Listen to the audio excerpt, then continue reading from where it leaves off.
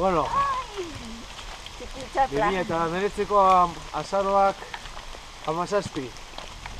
Edurra bota du, asteburuan eta etxina nagoaz. Kotxetik urten gara eta euria hasi da. Baina izan dute, goizean ez duela arrepetze egin, suerte dago. A ver.